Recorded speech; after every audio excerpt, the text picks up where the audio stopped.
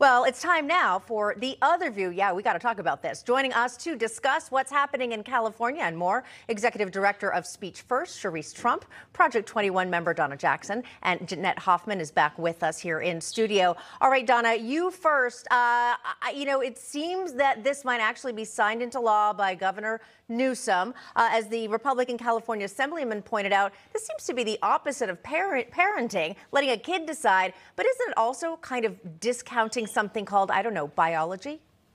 Absolutely. And you know what? California has tons of these kind of laws.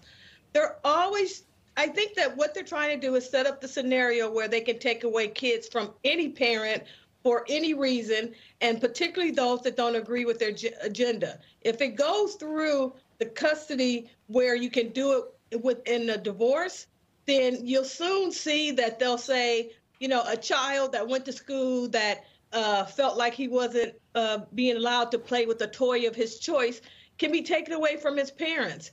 They want to make all the kids wards of the state, and this is absolutely wrong. Cherise, your thoughts? Yeah, Donna's absolutely right. We've seen historically in totalitarian regimes a number of situations where it's one of the first moves of these types of regimes is to actually separate children from their parents in order to have that type of control over future generations, to normalize and indoctrinate this way of thinking in order to use them for their political agendas. We've seen this in K through 12, but also on college campuses. By the time students get onto college campuses, they are completely brainwashed and they just toe the political line, and they are very, very compliant. And that's really what they want to instill here, is that level of compliance, and they have to start young for this. Californians need to get out. They are frogs in boiling water, and that's what's happening right now. They are testing out these various policies on Californians. Yeah, a good point there in terms of testing out these policies, Jeanette.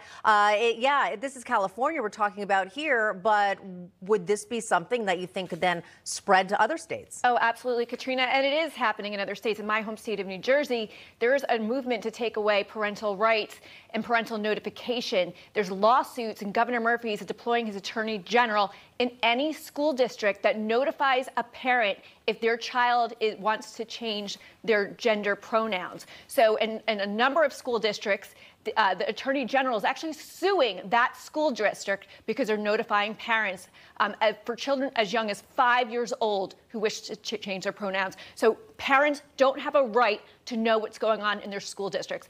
And speaking to national politics, Joe Biden has said they're not your children. They're all our children. No, Joe Biden, they're my children, and I'm not going to co-parent with the government. Yeah, just almost out of time here, but Donna, that kind of reminds me of Hillary Clinton. It takes a village. No, it takes parents, right?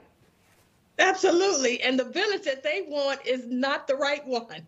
It's like when they were singing, "We're coming for our children," and they are coming for our children. And so we need to push back because they don't belong to them. They belong to us. Very well said. Donna Jackson, Cherise Trump, thanks for joining us. And of course, Jeanette.